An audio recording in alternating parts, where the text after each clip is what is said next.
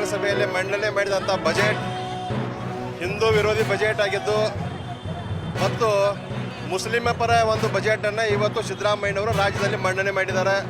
ಗುತ್ತಿಗೆಯಲ್ಲಿ 4% ಮುಸ್ಲಿಮರಿಗೆ ಮೀಸಲಾತಿಯನ್ನು ಕೊಡಬೇಕಂತ ಹೇಳ್ತಾರೆ. ಆದರೆ ಮತೀಯ ಆಧಾರದ ಮೇಲೆ ಯಾರಿಗೂ ಮೀಸಲಾತಿ ಕೊಡಬಾರ್ದಂತದ. ಅದಕ್ಕೆ ಸಿದ್ದರಾಮಯ್ಯನವರು ಏನು ಬಜೆಟನ್ನು ಮಂಡಿಸ್ತಾರೆ ತೀವ್ರವಾಗಿ ನಾವು ಖಂಡಿಸ್ತೀವಿ. ಮತ್ತು ಇವತ್ತು ರೈತರಿಗೆ ಅನ್ಯಾಯ ಮಾಡಿದ್ದಾರೆ.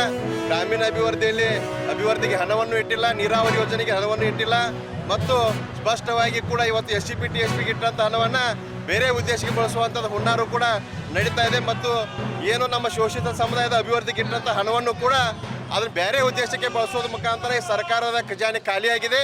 ಈ ಸರ್ಕಾರ ನಡೆಸಲಿಕ್ಕೆ ಅವರಿಗೆ ಆಗ್ತಾ ಇಲ್ಲ.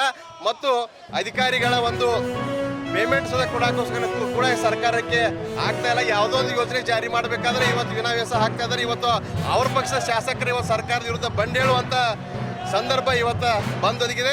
ಈ ಸಂದರ್ಭದಲ್ಲಿ ಏನು ಸಿದ್ದರಾಮಯ್ಯವ್ರ ಬಜೆಟನ್ನು ಮಂಡನೆ ಮಾಡಿದ್ದಾರೆ ಅದನ್ನು ಭಾರತೀಯ ಜನತಾ ಪಾರ್ಟಿ ತೀವ್ರವಾಗಿ ಖಂಡಿಸ್ತಾ ಇದೆ.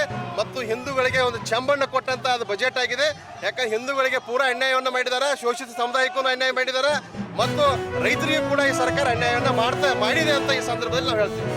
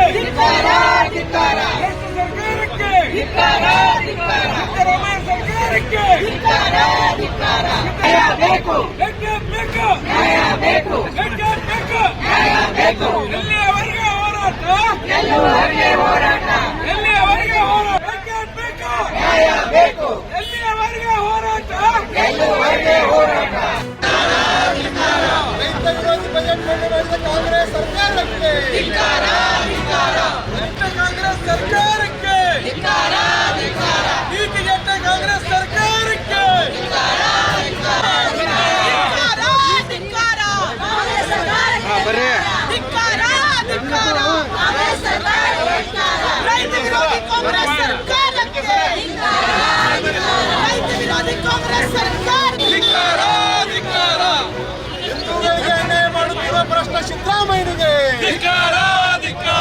ಓಲೈಕ ರಾಜಕಾರಣ ಮಾಡುತ್ತಿರುವ ಮುಖ್ಯಮಂತ್ರಿ